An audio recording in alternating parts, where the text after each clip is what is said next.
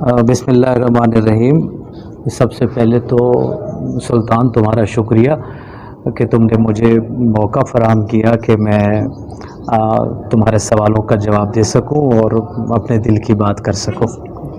بنیادی طور پر تمہارا جو سوال ہے وہ یہ ہے کہ ایک طالب علم کو اپنا اسٹڈی پلان کس طرح کرنا چاہیے کہ وہ اپنے تعلیمی جو مدارج ہیں اور وہ جو تعلیمی مرحلے ہیں وہ بڑی خوش اسلوبی کے ساتھ جو ہے وہ طے کرتا چلا جائے۔ اچھا، اس حوالے سے ظاہری بات ہے ماہرین علم کی اپنی اپنی رائے ہے، اور میرا ایک ذاتی جو ہے وہ نقطہ نظر ہے وہ یہ ہے کہ طالب علم جس دور سے گزر رہا ہوتا ہے وہ اپنے اس دور کے ساتھ، اپنی اس عمر کے ساتھ یا اپنے اس مرحلہ تعلیم کے ساتھ وہ انصاف نہیں کرتا جو اسے کرنا چاہیے۔ مثلا وہ جیتا تو کہیں حال میں ہے مگر وہ سوچتا ماضی اور مستقبل کے بارے میں رہتا ہے، جس کی وجہ سے وہ صحیح انصاف نہیں کر پاتا۔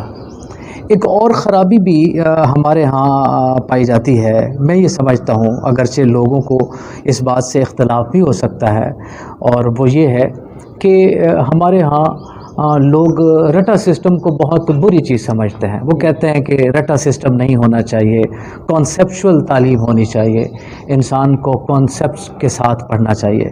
مگر میں اس سے ذرا مختلف ہٹ کر ذرا رائے رکھتا ہوں۔ میں یہ سمجھتا ہوں کہ عمر کے ایک خاص حصے میں رٹے کی بڑی اہمیت ہوتی ہے اور اسے رٹے سے کام لینا چاہیے۔ مثلا اس سے انسان کی قوت حافظہ کو بڑھاوا ملتا ہے اور انسان کی یادداشت بڑھنا شروع ہو جاتی ہے۔ مثلا جس عمر میں اسے چیزوں کو رٹا لگانا چاہیے، اگر اس عمر میں وہ کانسیپٹس کی بات کرے گا تو شاید اپنے حافظے کو اس طرح وہ نہیں کر سکتا، محفوظ نہیں رکھ سکتا، یا اپنے حافظے کو بہت زیادہ پاورفل نہیں بنا سکتا۔ ایک خاص عمر میں بہرحال اس کی ضرورت بنتی ہے۔ مثلا اسکول دور میں جب اس کا حافظہ بہت زیادہ طاقتور ہوتا ہے، اسے میکسیمم چیزوں کو یاد کرنا چاہیے، اسے بہت سی چیزوں کو اپنی میموری کا حصہ بنانا چاہیے۔ پھر وقت کے ساتھ ساتھ وہ اس کے کانسیپٹس خود بخود سے اس کو سمجھ آنے شروع ہو جائیں گے، اس کو کلیئر ہونا شروع ہو جائیں گے۔ اسی طرح میں سمجھتا ہوں کہ اسکول اور کالج کا جو زمانہ ہوتا ہے یہ رٹا لگانے کا زمانہ ہوتا ہے۔ اگر اس عمر میں بھی انسان چیزوں کو زیادہ سے زیادہ یاد نہ کرے، رٹا نہ لگائے، تو باقی عمر پھر وہ ایسے ہی خالی الذہن ہو جائے گا، وہ اس طرح چیزوں کو سمجھ نہیں سکے گا۔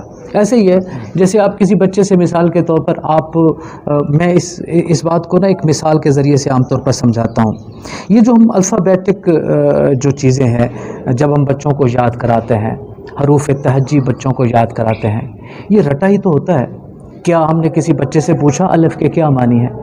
کیا ہم نے کسی بچے سے پوچھا کہ بے کو یوں کیوں لکھتے ہیں، یا اس بے کا کیا مطلب ہوتا ہے؟ بس وہ اسے یاد کرتا ہے، بس وہ اسے رٹا لگاتا ہے، ان علامتوں کو، ان شکلوں کو وہ یاد کرتا ہے، اور پھر وہ یاد کرتا جاتا ہے اور اس کے ساتھ لفظ بناتا جاتا ہے، وہ لفظ بولتا ہے، بھلے اس کو بہت بعد میں جا کر ان کے مطلب سمجھ میں آتے ہیں، مگر اس کے ذخیرہ الفاظ میں اضافہ ہوتا چلا جاتا ہے اگر وہ انہیں یاد کرتا رہتا ہے۔